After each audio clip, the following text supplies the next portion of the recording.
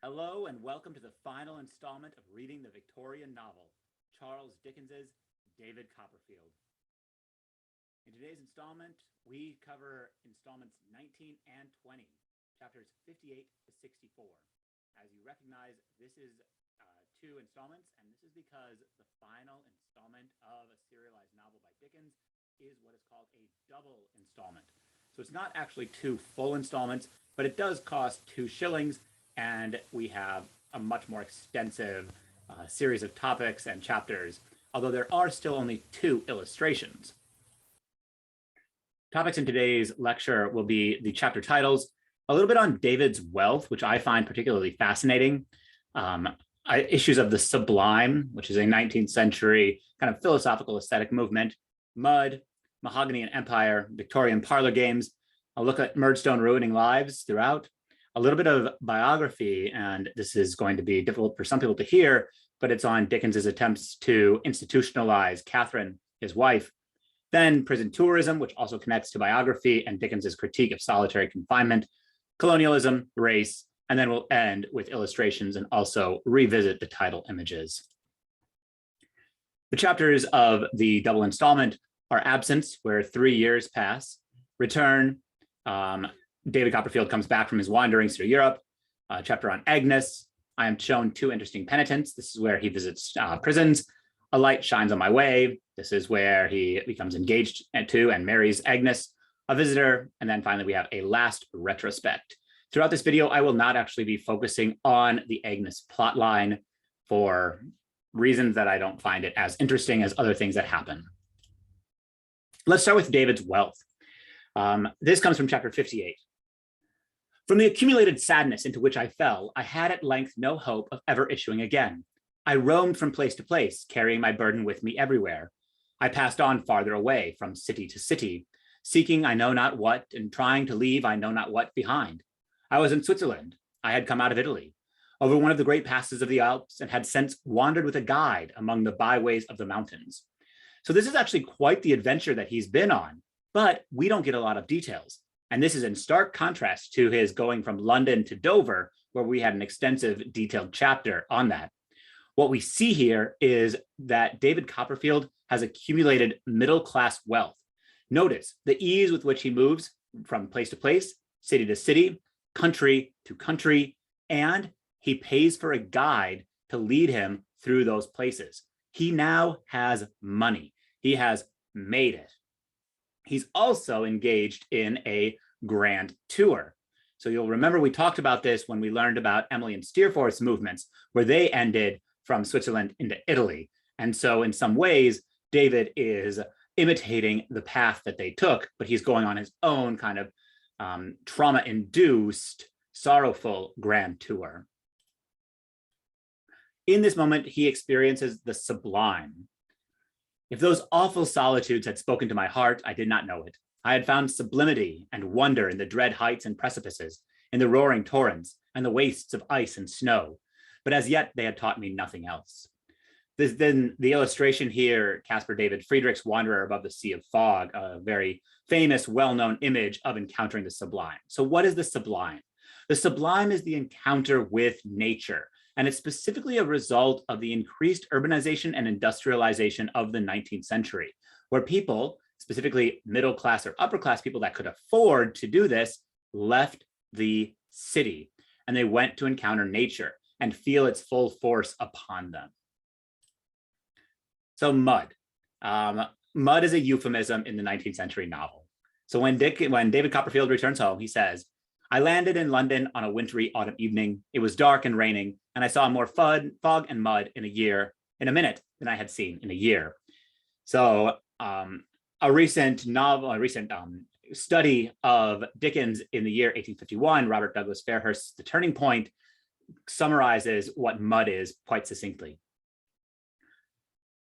On the pavements is simply a messy material fact, mud. Earlier this year, Mayhew had pointed out that London's mud was not one substance, but many, an unpredictable physical compound made from the manure produced by horses and other animals at a rate of 1,000 tons per week. Together with the dust from macadamized or stone-paved roads, all of it, quote, mixed with water and with general refuse, such as the remains of fruit and other things thrown into the street and swept together. So when he says, I see mud, he is saying specifically, I see the excrement of animals, people, and all of the wastes that is produced in an industrialized, urbanized setting. And so we're thrown very sharply back into London and the smells of it. So mahogany is a really interesting wood. It comes from the Caribbean, and it is a marker of imperial conquest and development and exploitation of the colonial powers that Britain has. And so here we have this quote. I glanced about the room, which had had its sanded floor sanded, no doubt, in exactly the same manner when the chief waiter was a boy, if he ever was a boy, which appeared improbable, and at the shining tables, where I saw myself reflected in unruffled depths of old mahogany, and at the lamps without a flaw in their trimming or cleaning, and at the comfortable green curtains with their pure brass rods snugly enclosing the boxes. So notice this idea of old mahogany. There's two ways of thinking about this. One, it's mahogany that has been in Britain for a long time, but I think the more proper way of thinking about it is old mahogany as in old growth forest. In a really amazing chapter in the Ideas of Things, Elaine Freedgood has a chapter called Souvenirs of Sadism, Mahogany Furniture, Deforestation, and Slavery in Jane Eyre. So she's writing about Jane Eyre, but it's still relevant to Copperfield and really all of Dickens whenever you have mentions of mahogany and the 19th century in general. So she writes, the geographical coordinates of Jane Eyre, Britain, Madeira, and Jamaica allow the novel to revisit and remember the violence that inheres in the history and geography of British colonization, slavery, and trade.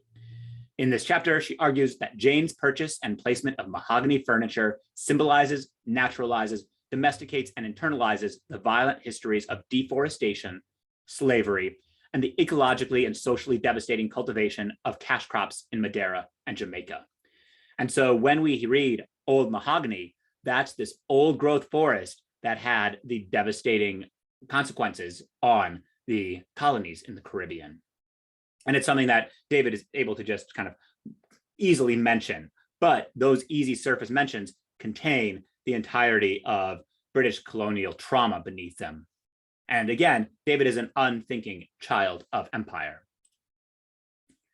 When David comes to Traddles, Traddles is in the midst of playing a Victorian parlor game. Well then, when you tumbled upstairs, said Traddles, I was romping with girls. In point of fact, we were playing at Puss in the Corner. But as that wouldn't do in Westminster Hall, and as it wouldn't look quite professional if they were seen by a client, they decamped. And they are now listening, I have no doubt, said Traddles, glancing at the door of another room. So Puss in the Corner, a common Victorian parlor game, has one person stand in the middle of a room and four people at the corners. And somebody says, switch. And as people switch places, that person in the middle tries to get to one of the empty spaces. And if they get there, they win, and the person whose spot is taken has to go to the middle. Victorian parlor games, though, are really interesting because in one way, they are a way for the middle class and even lower class, probably upper class British society to sublimate their erotic desires. So this game is, we don't get presented with it, but frequently Victorian parlor games, when you lose, you enter into what is called a forfeit. And specifically with women, when they forfeit, they have to give a kiss to the male that wins. There is no accident that this is Puss in the Corner. Puss, of course, is a shorthand for cat, but Puss is also a euphemism for a vagina. We're going to now jump to what I think is one of the most horrifying stories that were told in chapter 59 in this last installment. And it's about Murdstone's unnamed young wife that we learned about earlier. This is Mr. Chillip speaking. He, Murdstone, is indeed, sir, said Mr. Chillip, married a young lady of that part with a very good little property. Poor thing. She was a charming woman, sir, he observed in a plaintive manner. Mrs. Chillip's opinion is that her spirit has been entirely broken since her marriage, and that she is all but melancholy mad. Well, sir, there were violent quarrels at first, I assure you, said Mr. Chillip, but she is quite a shadow now. Would it be considered forward if I was to say to you, sir, in confidence, that since the sister came to help, the brother and sister between them have nearly reduced her to a state of imbecility? And lastly, that tyranny, gloom, and worry have made Mrs. Murdstone nearly imbecile. She was a lively young woman, sir, before marriage. So What we discover here is that Murdstone marrying this young woman who is unnamed beyond Mrs. Murdstone has actually destroyed her. She was wealthy, and then Chillip says, poor thing, which is a surprising adjective. And then he switches tenses. She was a charming woman, right? So meaning now she no longer is. And we learn as a result, it's that her spirit has been broken by Murdstone and later Ms. Murdstone, and she's melancholy mad. The alliteration of melancholy and mad emphasizes the madness. And this is a quality that we see in novels such as The Woman in White, but also in a really great study by Gilbert and Gubar called The Mad Woman in the Attic. And then we get that reinforced with this idea of the state of imbecility and repeated imbecile. She was a lively woman. So what we have here with Mrs. Murdstone is a figure who's another alternative to the marriage plot of David Copperfield, because she violently quarreled, unlike Clara and unlike Dora, but it still led to the state of imbecility. So in these middle-class marriages, what we see happen in the majority of them is death or madness. In fact, the only really great marriage that we see is that of Traddles and Sophie. This connects to a piece of biography, which is Dickens's attempt to institutionalize Catherine. So here I have a timeline. In August of 1857, so 7 years after writing Copperfield, Dickens met an actress named Ellen Ternan. At the time, he was 45 and she was 18. This happened in a play called The Frozen Deep. On June 7, 1858, Dickens published what is called the Personal Statement. He took out a full-page ad on the front cover of Time, and he said, I am separating from my wife, not divorcing, setting her up, and these quotes irreconcilable differences. Remember, Dickens is the first celebrity in the way that we think of celebrity now, and this was the first piece of huge celebrity breakup gossip. In January of 1879, so 9 years after Dickens's death, Edward Dutton Cook writes a letter to William Moy Thomas, and he says the following. He, Dickens, discovered at last that she, Catherine, had outgrown his liking. She had borne 10 children and had lost many of her good looks, was growing old, in fact. He even tried to shut her up in a lunatic asylum, poor thing. But bad as the law is in regard to proof of insanity, he could not quite wrest it to his purpose. A really, really interesting piece of repetition in that use of poor thing that we saw Chillip use of Mrs. Murdstone. But essentially what Dickens was trying to do is have Catherine institutionalized so that he could more acceptably be with Ellen. As it was, they led a shadow life together. Another piece of biography connects to prison tourism. So here in chapter 61, we learn that Creakle has in fact returned, and now he's no longer the schoolmaster, but he is a prison master. And we learn that he runs a prison based on a new philosophy of solitary confinement. And he has invited Copperfield to come visit. On the commission he is, at any rate, said I, and he writes to me here that he will be glad to show me in operation the only true system of prison discipline, the only unchallengeable way of making sincere and lasting converts and penitents, which, you know, is by solitary confinement. What do you say? So this is most likely a reference to a prison at Pentonville. And then later, on the appointed day, I think it was the next day, but no matter, Traddles and I repaired to the prison where Mr. Creakle was powerful. It was an immense and solid building erected at vast expense. I could not help thinking as we approached the gate what an uproar would have been made in the country if any deluded man had proposed to spend 1/2 the money it cost on the erection of an industrial school for the young or a house of refuge for the deserving old. So here we see the campaigner personality in Dickens's prose here through the mind of Copperfield saying, why do we spend this huge amount of money on prisons when we could spend it on schools or on homes for the elderly? And so there's a strong critique running throughout this that obviously connects to certain types of schooling. So this is a long quote, and I'm just going to focus on the first part. This is from American Notes when Dickens had toured America for the first time in the 40s. And he says about going to Pennsylvania. In the outskirts stands a great prison called the Eastern Penitentiary, conducted on a plan peculiar to the state of Pennsylvania. The system here is rigid, strict, and hopeless solitary confinement. I believe it in its effects to be cruel and wrong. And then he elaborates on all of those thoughts of the cruelty of solitary confinement. And so he returns over half a decade later in Copperfield to critiquing the system because Britain has now adopted it, which I don't think he probably foresaw happening. He was so horrified by it in America. A little bit of colonialism now. This is from a visitor when Mr. Peggotty has returned from Australia. And David asks about when did she first hear of Ham's death? I kept it from her after I heard of it, said Mr. Peggotty, going on nigh a year. We was then living in a solitary place, but among the beautifulest trees, and with the roses a covering our being to the roof. There came along one day when I was out working on the land, a traveler from our own Norfolk or Suffolk in England. I don't rightly remind which. And of course we took him in and give him to eat and drink and made him welcome. We all do that all the colony over. He'd got an old newspaper with him and some other account in print of the storm. And so what we see here is the network of colonialism, right? There's no mention that the white settlers would do this for anybody that is Aboriginal to Australia. Instead, this is part of the network of colonialism that Peggotty is a part of. And this extends to macabre. Bless you, yes, said Mr. Peggotty, and turned to with a will. I never wish to meet a better gentleman for turning to with a will. I've seen that there bald head of his perspiring in the sun, Master Davy, till I almost thought it would have melted away. And now he's a magistrate. A magistrate, eh? Said I. Mr. Peggotty pointed to a certain paragraph in the newspaper where I read aloud as follows from the Port Middlebay Times. That's in Melbourne. The public dinner to our distinguished fellow colonist and townsman, Wilkins Macabre, Esquire, Port Middlebay District Magistrate, came off yesterday in the large room of the hotel, which was crowded to suffocation.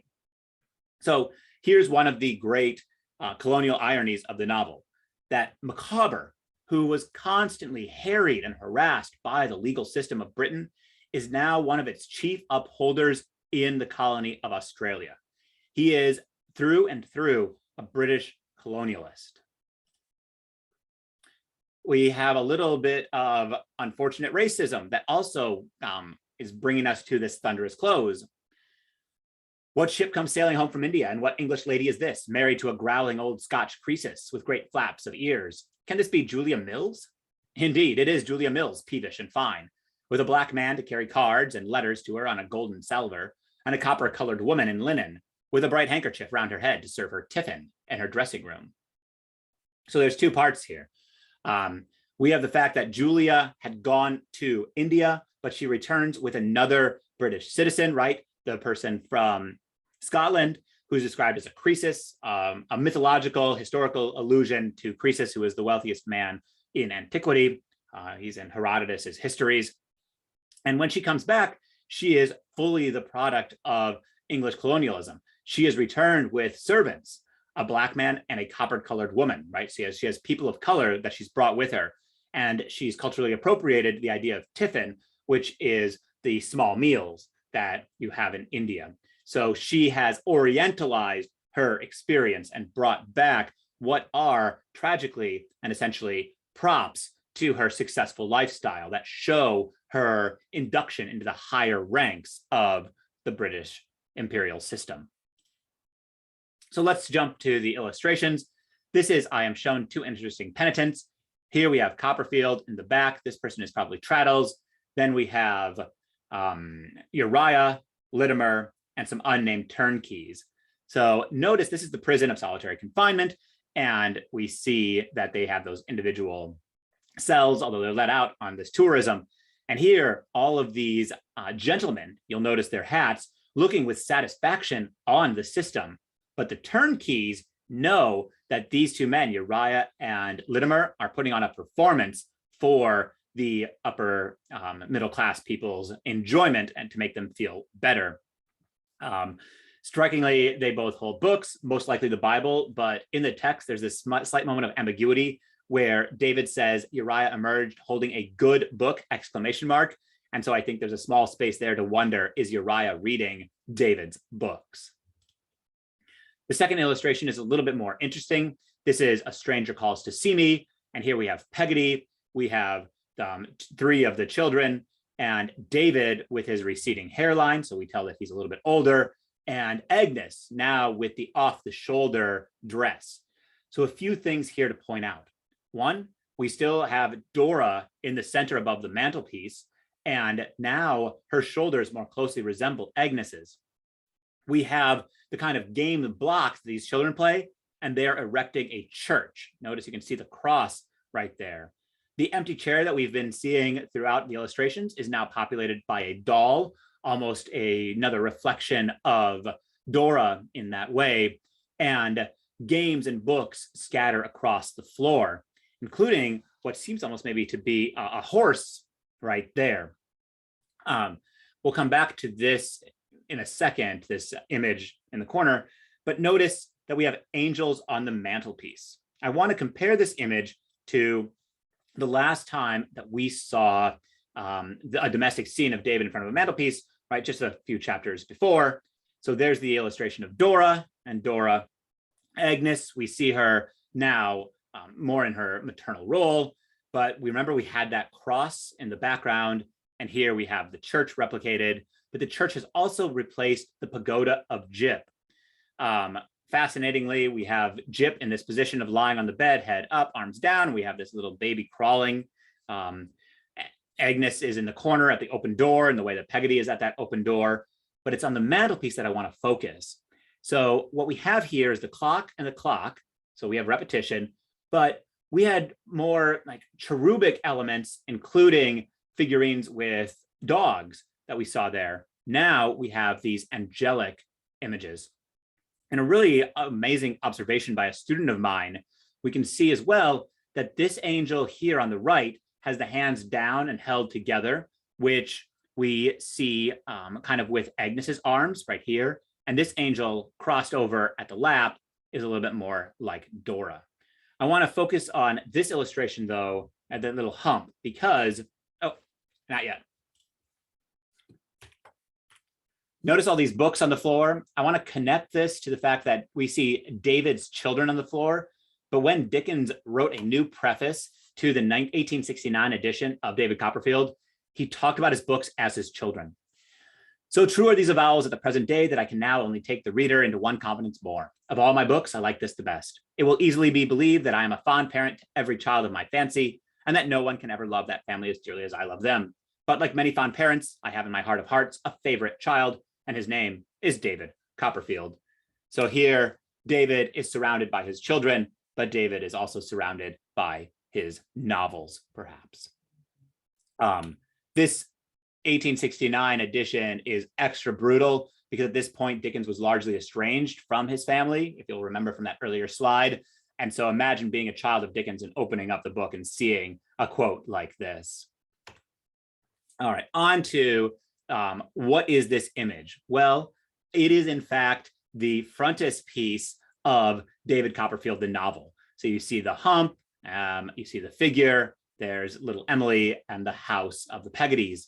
So it's a moment of embedded document. And